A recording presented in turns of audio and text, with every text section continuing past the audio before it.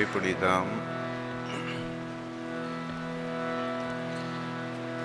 સવા ભગતની જગ્યા રામદેવ પીર મંદિર,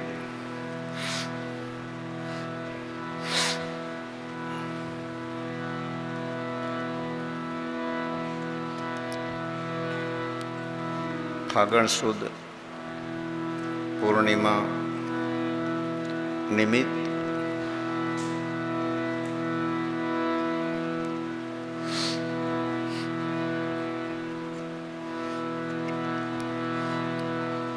આપણે સૌ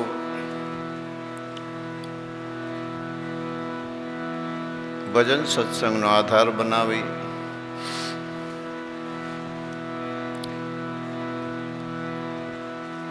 ગુરુ મહારાજના ચરણ કમળની પૂજા કરી, દર્શન કરી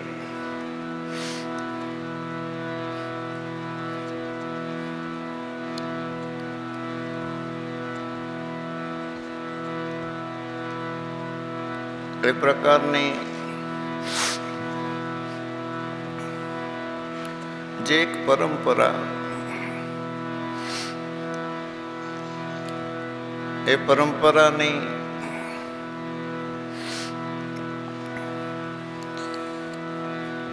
ભક્તોના હૃદયમાં હર હંમેશના માટે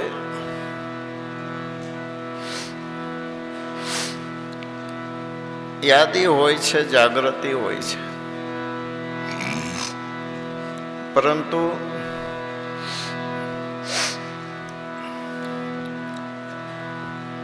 આ સૃષ્ટિમાં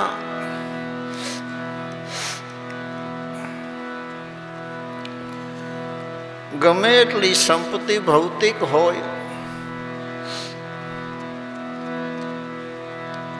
અથવા તો માનવ સમાજ હોય તો પણ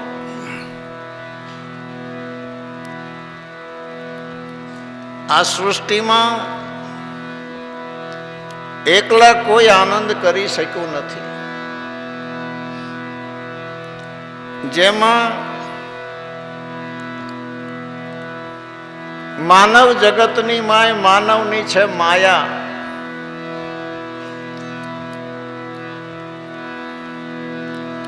जीव जीव के आश्रय जीव करत है राज, तुलसी रघुनाथ के आश्रय क्यों बिगड़ेगा काज. आधार विना,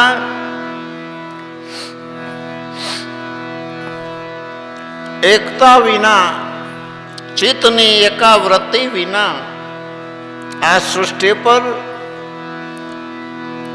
शुद्ध અને સાચો આનંદ કોઈ કરી શક્યા નથી.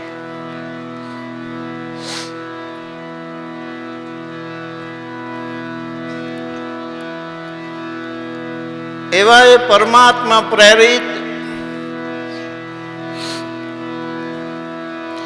કીર્તારની આ સૃષ્ટિમાં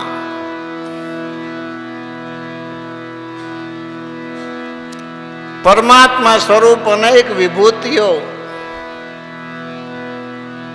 જિજ્ઞાસુ પ્રેમી સાધક માટે યુગોથી આ સૃષ્ટિ પર આવી આપણું માર્ગદર્શન કરી ગયા છે.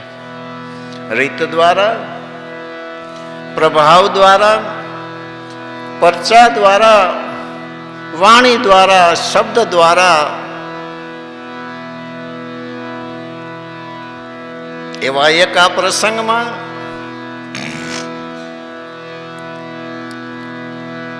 વર્ષોથી ભારતની અંદર આવા જે પ્રસંગો છે કે જે સમયે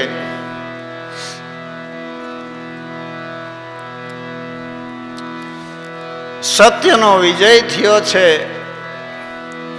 એને આનંદથી, ઉમંગથી વધારવા માટે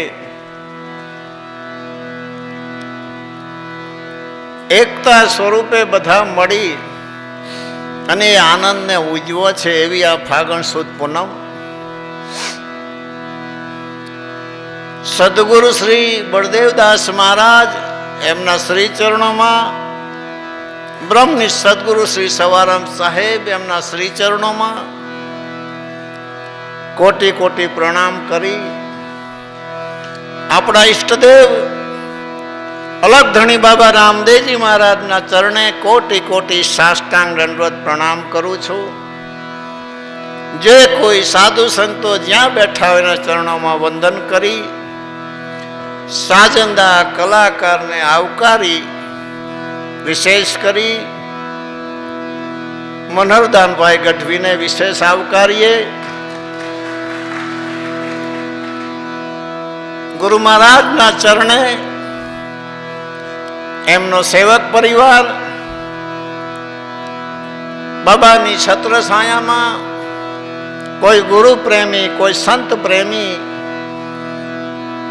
કોઈ હરિ પ્રેમી, કોઈ ધર્મ પ્રેમી, કોઈ દર્શન પ્રેમી, કોઈ પ્રસાદ પ્રેમી, કોઈ સત્સંગ પ્રેમી, કોઈ ભજન પ્રેમી, જે બી નાતે આ પરિસરમાં આવ્યા હોય દરેકને મારા હૃદયથી ખૂબ ખૂબ અભિનંદન, ધન્યવાદ. જય સિયારામ. ભોજનશાળાની અંદર વર્ષોથી જે પરંપરા બીજ પૂનમ અથવા અન્ય જે પ્રસંગોમાં સેવા આપે છે એ સેવક પરિવારના નામ નહીં બોલતા આજની સેવા ભોજનશાળામાં તન મન ધનથી જેને આપી છે તે ગામ બોટાદ, લાઠીડર, કાળિયાણી, સોનગઢ, લાખણકા, રંગોડા, ભદ્રાવડી, સાળીંગ પરડા, મેઘવડિયા, ગોરડકા, પાટી, ગાડા, હામાપર, માલપરા, પીપળિયા, મોટી વીરવા, સરવા, નાની વાવડી, ગઢડા સ્વામીના, તાજપર, જાડીલા, દાંતરેટિયા, નાગલપર, ઘોઘા સમડી, સોંઠા, હરિપુર, કરિયાણા, બરવાડા, સિહોર, આટલા ગામના સેવક પરિવારની આજ સેવા હતી. આપ સૌને વિશેષ ખૂબ ખૂબ ધન્યવાદ.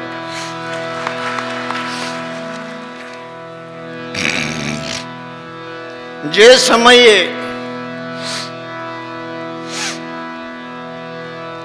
આ સૃષ્ટિ ઉપર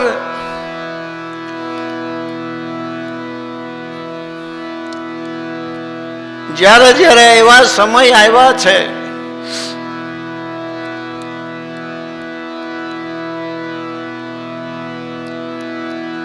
કે હું પરમાત્મા છું, હું ભગવાન છું, મારા સિવાય કોઈ પરમાત્મા નથી, ભગવાન નથી. જેને શરીર શક્તિ મળી, જેને બુદ્ધિ શક્તિ મળી, જેનું બાહુબળ, જેનું જૂથબળ, જેનું સામ્રાજ્ય, જેની સંપત્તિ,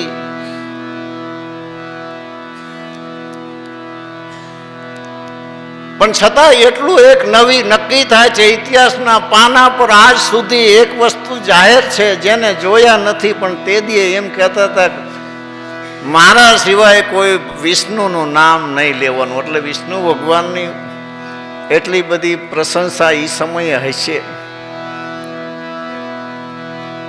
પ્રહલાદને અનેક કષ્ટો, અનેક સંકટ આપી, દુઃખ આપી,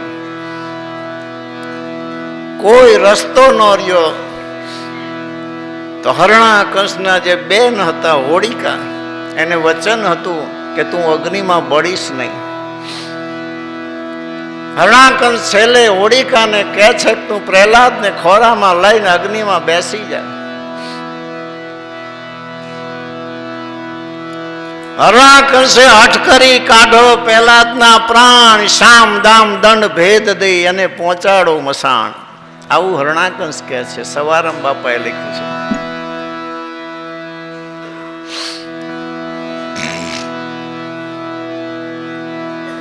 હોલિકા જલાવી પ્રહલાદને ખોડામાં લઈને બેઠા.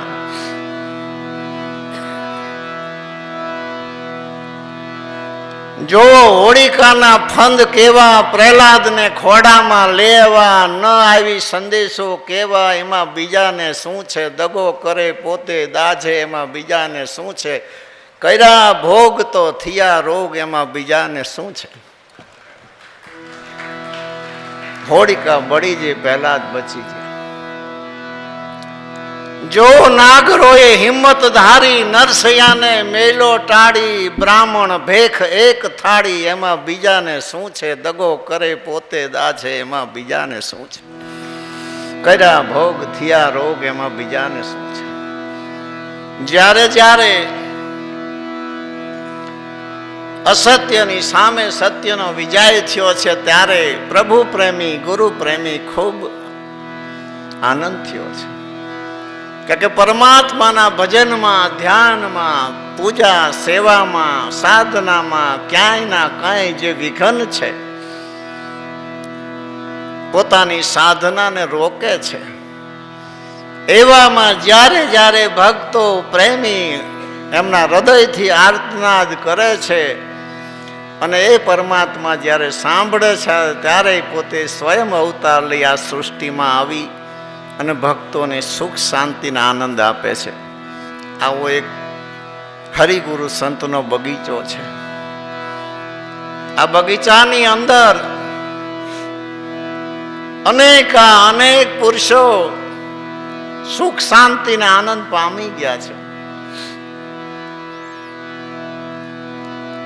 પૂર્વના ઉગ્રભાગી આત્માઓ, શુભ સંચિત જેના કર્મો હશે એવા આત્માઓ, કંઈક જીવનમાં બાકી રહી ગયું છે એવા યોગ ભ્રષ્ટ આત્માઓ અને નવા જે સાધક છે,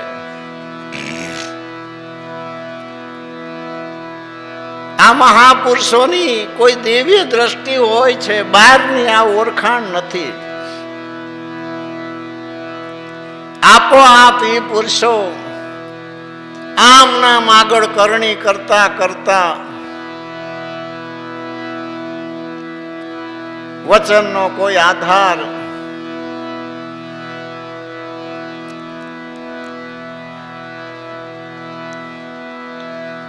કોઈ ભક્તોના અધૂરા કામ, એને ધ્યાનમાં રાખી વારંવાર એ પુરુષો આ દુનિયામાં પરમાત્મા સ્વરૂપ વિભૂતિઓ તરીકે ભિન્ન ભિન્ન નામ, ઠામ, ધામ, પોતપોતાની અલગ અલગ રીતને ધારા દ્વારા આ દુનિયામાં આવી જીવની જે પ્રકારની કક્ષા, જીવ એની કક્ષા એક સરખી નથી. એટલે મહાપુરુષોએ ભિન્ન ભિન્ન અનેક સાધનોને બનાવવા પડ્યા છે. એ સાધનોનો ઉપયોગ કરી જીવ ક્રમશ ધીરે પહેલા ધોરણમાં, બીજા ધોરણમાં, ત્રીજા ધોરણમાં એમ પ્રગતિ કરે છે. પણ આ સામાજિક જગતમાં ગમે એટલો ઘરે બેઠો હોશિયાર થઈ જાય તો એને ડિગ્રી નથી મળતી. એ જે ભારતનું જે કંઈ બંધારણ છે અભ્યાસનું, એ મુજબ એને 1, 2, 3, 4, 5 એમ ધોરણ વધતા જ્યારે અહીંયા પહોંચે છે ત્યારે એને પદ મળે છે. એમ અમારા ધર્મમાં ગમે એટલું જ્ઞાન હોય, ગમે એટલી સુજાનતા હોય, ગમે એટલી બુદ્ધિ હોય, અનંત બ્રહ્માંડનું જ્ઞાન હોય, તો આ ઘરમાં ચાંચ ખૂચે એવું નથી. આ જે ઘર છે સંતોનું ઘર છે, સંતોનો માર્ગ છે, આધ્યાત્મિક ઘર છે. એના તાર કંઈક અલગ છે. આ લોકની સામાજિક બુદ્ધિ, વ્યવહારિક બુદ્ધિ, રાજકીય બુદ્ધિ, ધાર્મિક બુદ્ધિનો અહીંયા લાગ ફાવે એવું નથી. મહાપુરુષોને ઓળખવા કેવી રીતે? ગમે એટલી મહેનત કરો, અનંત સાધુ સંતો મહાપુરુષોએ પોતાના અનુભવથી ધર્મ પુસ્તકો ગદ્ય અને પદ્ય સ્વરૂપમાં કરોડોની સંખ્યામાં આ સૃષ્ટિ પર મૂકતા ગયા છે. છતાંય ભૌમિયા વિના, માલમી વિના, પથદર્શક વિના આપોઆપ કોઈને કંઈ પ્રાપ્ત થયું નથી. જેને જે મળ્યું છે, જેને જે મેળવું છે, મહેનત કરીને બસ એના પાસેથી જ મળે છે. હવે પ્રશ્ન એક થાય છે કે આ સૃષ્ટિ બહુરત્ન વસુંધરા, જ્યાં જોવો ત્યાં સાધુ સંતો મહાપુરુષો અવતારી પુરુષોનો કોઈ તૂટો નથી. પરંતુ આ લોકની જે રેણી છે, આ લોકનો ભાવ છે, એ અહીંયા અડેવું નથી. આ સૃષ્ટિ પર કોઈ બુદ્ધિશાળી માણસ હોય એને પણ કરોડો મનુષ્ય સમજી શકતા નથી. તો આ તો અનુભવયુક્ત બુદ્ધિવાળા મહાપુરુષો છે, અને એની સત્તાનો એટલો બધો મહિમા છે કે એની ઉપર કંઈ કોઈ બોલી શક્યા નથી. સદગુરુનો જે મહિમા છે એની ઉપર કોઈ બોલી શક્યા નથી, એટલો મહિમા છે. મનુષ્ય એ પુરુષોની પાસે જઈને શું કરી શકે બતાવો.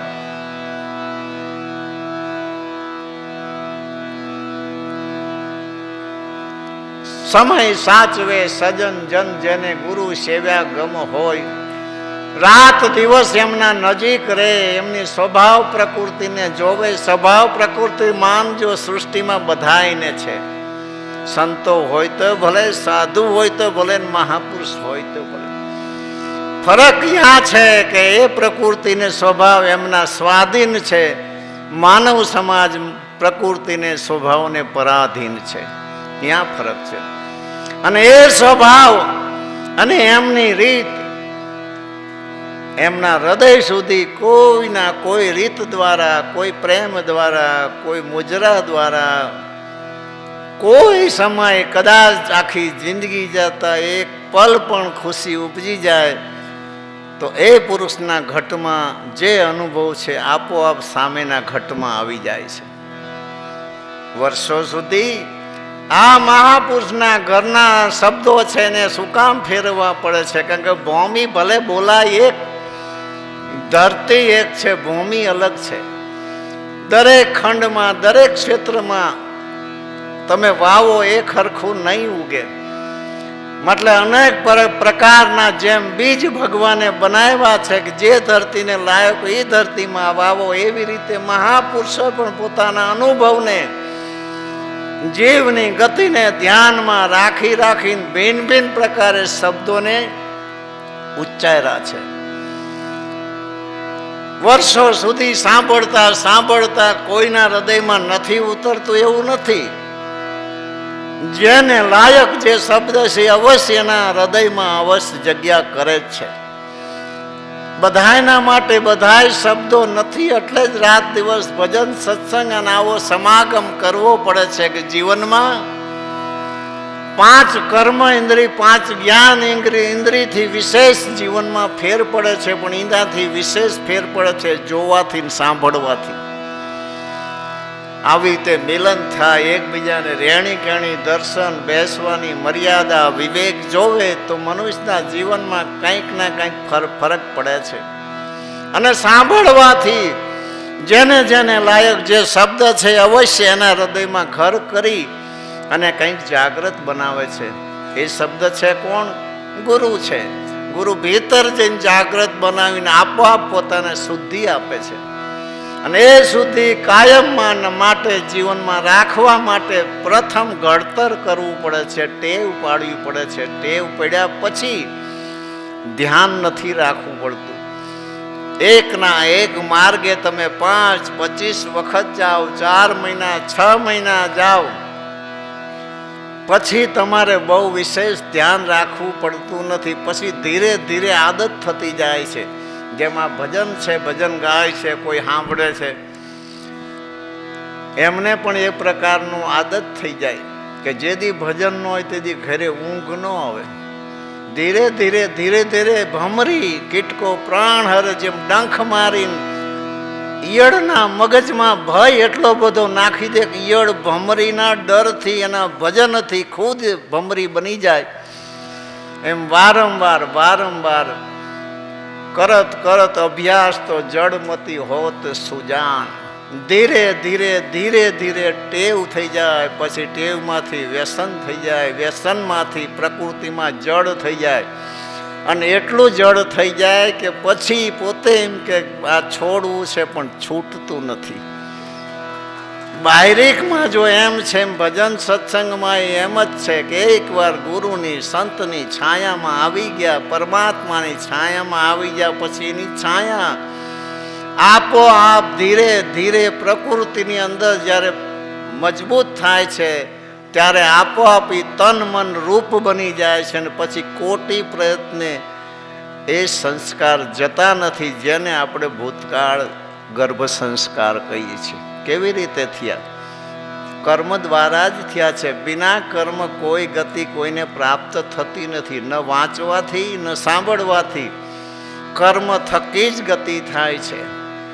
અને કર્મથી જ કપાય છે. સમજાય લક્ષ્મણ પ્યારે ભાઈ. એની અંદર તુલસીદાસજીએ સરસ મજાનો એક પોઈન્ટ મૂક્યો છે કે કર્મ ભોગવા વિના કર્મ કપાતું નથી. જોજો, સમજજો. ગમે તેવું જ્ઞાન હશે તો પણ આ એક એવી ગૂંચ છે જે ગૂંચ ઉકેલવી બહુ દુર્લભ છે કે કર્મ વિના, કર્મ કર્યા વિના, કર્મ ભોગવા વિના કર્મ કપાતું નથી. બોલો, રામજી લક્ષ્મણજીને કહે છે હવે વિચાર કરો, કર્મ ભોગવો, આ શરીર આપણને આપ્યું પાકું, 5 જ્ઞાન ઇન્દ્રિય આપી, 5 કર્મ ઇન્દ્રિય આપી. હવે કર્મ કર્યા વિના કોણ રહી શકવાનો છે? બતાવો. હવે કર્મ કરે તો એની અંદર બંધન થાય છે. બંધન છે એ ભવિષ્યનું નિર્માણ કરે છે. પાછું આ 84 ચક્ર ચાલુ રહે છે. ગમે એટલું જ્ઞાન હોય, આ એક જ ગૂંચ એવી છે અને એનો રસ્તો સાચા સંતો પાસે છે. સવારામ બાપાએ કીધું, કોઈ નિકર્મ નિવાજે સંત. કર્મ અકર્મ ને નિકર્મ, નિકર્મ કર્મ, કર્મ રહિત એવું કર્મ છે કે જેનાથી કર્મ ભોગવવું નથી પડતું. આ એક જ ગૂંચ ધર્મશાસ્ત્રની અંદર જટિલમાં જટિલ છે કે અંતર મનમાંથી ઉઠતી કલ્પનાને સમાવવી કેવી રીતે. એકવાર નાભીથી ઉઠી જઈ અંદર નહીં સમાય. એનું સમાધાન શું? ચલો નાનો એક દાખલો દઈ દઉં કે આપણે ભૂખ લાગી, દુનિયાનો કોઈ પણ મંત્ર બોલો, કોઈ ઈષ્ટને પ્રાર્થના કરો, ભૂખ નહીં મટે. જો આ મહાપુરુષો અદલ ઇન્સાફ કે છે ખાવું જ પડશે. હવે ખાવું પડશે, કોણ મફત ખવડાવશે? એટલે કંઈક કરવું પડશે. બંધનનું ચક્કર એવી રીતે જ ચાલે છે. મનમાંથી ઉઠતી કલ્પનાનું કોઈ સમાધાન કરાવી શકે એવા સાચા પુરુષ જેદી મળે તેદી જગ અને જિંદગી જીતી શકાય.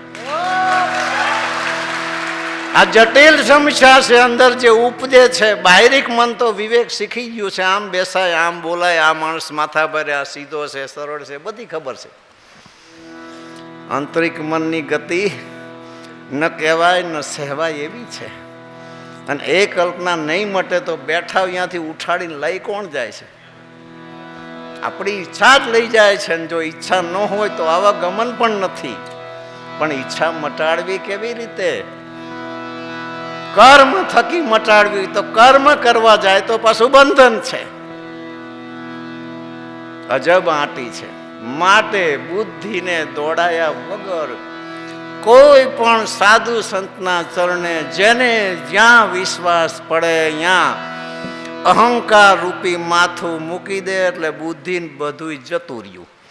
પછી ગુરુ ગુંગા, ગુરુ બાવરા, ગુરુ સબ દેવન કા દેવ, ચેલા में હોય શક્તિ તો કરે ગુરુ કી સેવ. કદાચ ગુરુમાં કંઈ ના હોય તો પણ આદ અનાદિ. પણ દેવદાસ બાપુએ કીધું એક પુરુષ છે, બીજો ક્યાંથી બદલાવું? તમારે સેવા કરવી છે, કરી લો. ખવડાવવું છે, ખવડાવી લો. કોઈને વસ્ત્ર દેવું છે, વસ્ત્ર દઈ દો. આરામ કરવો છે, પથારી આપી દો. કંઈ જરૂરિયાત છે શક્તિ પ્રમાણે આપી દો. તમારે કંઈક કરવું છે એ કરી લો. સામે જોઈશો ને આ દેશ કેવો છે? પથ્થરને પૂજવાવાળો દેશ છે. તો સાધુમાં શું સંશય? પાણીને પૂજવાવાળો દેશ છે, પહાડને પૂજવાવાળો દેશ છે, ફોટાને પૂજવાવાળો દેશ છે. અરે એમ નહીં, દુનિયાની એક પણ એવી વસ્તુ નથી કે જેને આ ભારત દેશ નથી પૂજતો. વસ્તુ તમારે જ્યાંથી ગણવું અહીંયા ગણી લો. ચાંદી, સોના, રૂપા, ચામડું હોય, જે ગણવું એ ગણી લો. કોઈ એવી વસ્તુ નથી જે ભારતમાં ના પૂજાતી હોય. આવી અટપટી પરમાત્માની માયા છે. આમાં અચ્છા ભલા ગોથા ખાઈ જાય એવું છે. એટલે સૌને કોઈના કોઈ છાયા લઈ અને છાયાની અંદર પોતાને જીવનમાં જે કરવું હોય તે. બોલો, અષ્ટધાતુ પણ પૂજાય છે કે નહીં? તો શું નથી પૂજાતું બતાવો. ચંદ્ર સૂર્યની પૂજા છે, 18-12 વનસ્પતિની પૂજા છે. પૂજામાં તો કાપડ બી વપરાય છે, ધાતુ બી વપરાય છે, ફળ પણ વપરાય છે, મેવા પણ વપરાય છે, મસાલા પણ વપરાય છે. બોલો શેની પૂજા નથી બતાવું? તમે ગોતતા ગોતતા જાય છો ને તો અહીં વધશે જ નહીં કંઈ. એટલે જ વિદેશવાળા આ ભારત દેશને અંધશ્રદ્ધાનો દેશ માનતા હતા. આપણો અહીંનો સાધુ ત્યાં ગયો, ત્યાં રાજાશાહી હતી. રાજા સિંહાસન ઉપર બેઠા છે અને રાજાએ આપણા સંન્યાસીને એમ કીધું તમારો દેશ કેવો મૂર્ખ છે, પથ્થર અને ફોટાને પૂજે છે. આપણા સાધુએ કીધું કે મહારાજ, આ વાંહે જે તમારા પિતાજીનો ફોટો લગાડ્યો છે એ અહીં લાવો. આપ્યો. પડખે પ્રધાન ઉભો તો એને કીધું આ ફોટા પર થોઈક. સમાધાન મનોમન થઈ ગયું, ન થોઈકો. આ ક્યાં રાજા છે? રાજા તો સિંહાસન બેઠા છે. થોઈક ને. ભારત દેશ એટલો મહાન છે કે ગમે તે સાધના અને ગમે તે વસ્તુ આસ્થાના કેન્દ્ર ઉપર કંઈ કોઈ બુદ્ધિનો વિષય નથી, કોઈ પ્રમાણનો વિષય નથી. જેનું જ્યાં મન લાગી ગયું, જ્યાં શ્રદ્ધા, જ્યાં વિશ્વાસ. તો સાહેબે કીધું છે કે મેં રહેતા હું વિશ્વાસ મેં મો કે કહાં ઢૂંઢે બંદા, મેં તો તેરી પાસ. એ વિશ્વાસનું ઘર 10મા દ્વારે સોન શિખર શબ્દ રણુકે બળદીદાસ બાપુએ કીધું બસ સોન શિખર શબ્દ રણુકે ઘંટડી કરે માય ઘનકારા, અનહદ વાજા અજબ મોરલી વીજ કરે ચમકારા. એ ઘરમાં અવિનાશી પુરુષ છે, એનો જ આ બધો પ્રકાશ છે. અને એ જ અમર પુરુષને ઢૂંઢવા માટેની જે કંઈ ધર્મ અને આધ્યાત્મિકમાં જે કંઈ સાધના છે, જે બી મહેનત છે, એ બધી એના માટેની જ છે. આમ નામ યાત્રા કરતાં કરતાં જેવી જેની મહેનત, જેવું જેનું કર્મ, જેવી જેની ભાવના, જેને જેવા પુરુષ મળ્યા હોય, જ્યાંથી શરૂઆત થઈ હોય, હવના ગતિ અને ભાગ્ય મતી બી અલગ છે. પણ છતાંય કોઈના કોઈ આધાર લઈ જે જીવનમાં કરવું એ કરી લેજો. એનું કારણ શું છે? અંત સમયે સંતોષ એ આપણું શુભ કર્મ જ આપશે. જીવનમાં આમ નામ તો નથી જ્યાં કંઈક આપણે કર્યું છે, નહીંતર આખર વખતે એ બહુ ઉપાધિ છે. આમ નામ ફરવામાં ને હરવામાં હાંજ પડી જાય, ખબર પડી નથી. આ મેળો છે, મેળામાં બહાર નીકળી ત્યાં ખબર પડે બહુ આ તો હાંજ પડી જાય. આ દુકાને જોયું ને આ દુકાને જોયું, એમાં સંસારમાં એમ છે. પણ છતાંય કોઈ સાધુ સંતની સેવા, કોઈ ગુરુનું વચન માન્યું હોય, કોઈ દી મહાપુરુષના શબ્દનો મર્યાદાનું કોઈ પાલન કર્યું હોય, એમના વચનનું પાલન કર્યું હોય, એમના કોઈ ટાંપું કર્યું હોય, કોઈ જપ તપ પૂજા સેવા જે બી આપણાથી થયું હોય, તો એ અંત સમયે સંતોષ આપે છે કે હાવ આપણો મનખો જન્મ એડે નથી ગયો. અને એ મોટો સંતોષ છે. બાકી તો જો લવ હાચી, રસ્તો હાચો, ભાવના હાચી, આ અવતાર નહીં તો બીજા અવતારમાં ચા વાંધોય છે કંઈક. મહાપુરુષના શરણે રહેવાથી કંઈ વાંધોય નથી. વારંવાર અનેક પુરુષો આવ્યા છે, પરમાર્થ કારણ આપણા માટે આવ્યા છે, મૂળ સ્થિતિને સંભાળીને આવ્યા છે. જેને કંઈ કરવા પણ બાકી નહોતું એવા પુરુષો આવ્યા છે, પરમાર્થના આધારથી આવ્યા છે, જીવના અરે વચનના કોલ કરારથી આવ્યા છે અને આવતા જ રહે છે. અને એવા મહાપુરુષના સંગમાં પાછો અવતાર મળે તો વાંધોય શું છે? આ તો કઠોળે ક્યાંક ભરી જાય એની જ માથાકૂટ છે. માટે સત્સંગ, ભજન, ભાવ, ભક્તિ જે કંઈ જીવનમાં બને. કલાકારો આજ વિશેષ છે. ઉપેન્દ્ર મહારાજ બાકી છે હજી, એટલે ફાગણ સુદ પૂનમ ખૂબ ભજનનો આનંદ કરીએ અને આનંદ કરી આપણા જીવનમાં એની યાદી રાખી એ સંસ્કાર ઉપર ચાલવાની કોશિશ કરીએ. સંસ્કાર આપણને આનંદ કાયમ આપે છે અને આપણે આનંદ કરતા આવી છીએ અને એટલે જ આપણને આનંદ આવે છે. આપણા મહાપુરુષોએ આપણા પર પરિપૂર્ણ કૃપા કરેલી છે. વિશેષ કંઈ નહીં કહેતા. સદગુરુ શ્રી બળદેવદાસ મહારાજ એમના શ્રી ચરણોમાં કોટી કોટી પ્રણામ કરી અમારા યોગ પુરુષ આદિ આચાર્ય સવારામ સાહેબના ચરણમાં કોટી કોટી પ્રણામ કરી, અલગ ધણી બાબા રામદેવજી મહારાજ 12 બીજના ધણીના શ્રી ચરણોમાં કોટી કોટી સાષ્ટાંગ દંડવત પ્રણામ કરી, સાધુ સંતોને વંદન કરી, સાજંદા કલાકારને આવકારી, આ પરિસરમાં જે કંઈ આપ ઉપસ્થિત દરેકને મારા હૃદયથી ખૂબ ખૂબ અભિનંદન, ધન્યવાદ. જય સિયારામ. મારા અંતરની શુભ આશીષ આપ સદાના માટે સુખી રહો, ખુશી રહો. ગુરુ મહારાજના ચરણમાં પ્રાર્થના, આપણી ચિત્તવૃત્તિ કાયમ સદગુરુ ચરણે રહે એવી ગુરુ મહારાજ દયા રાખે. બાબા રામદેવજી મહારાજના ચરણે પ્રાર્થના, રામદેવજી મહારાજ આપને ખૂબ સમૃદ્ધ બનાવે, ખૂબ સેવા કરવાની શક્તિ આપે અને સેવા કરવાની ભાવના કાયમી જળવી રહે. બાપાના ચરણે પ્રાર્થના સાથે સૌ સાથે મળી સદગુરુ દેવ રામદેવજી મહારાજ કી, અખંડાનંદ કી, હરિ ગુરુ સર્વ સંતન કી, સનાતન ધર્મ કી જય.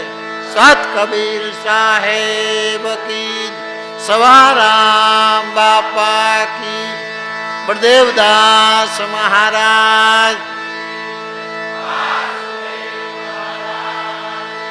આજ શક્તિ વેરાય માત કી, સર્વે શક્તિ માત કી, રામચંદ્ર ભગવાન કૃષ્ણ કનૈયા લાલ કી જય. જય સીતારામ. નમઃ પાર્વતી પતે. હર હર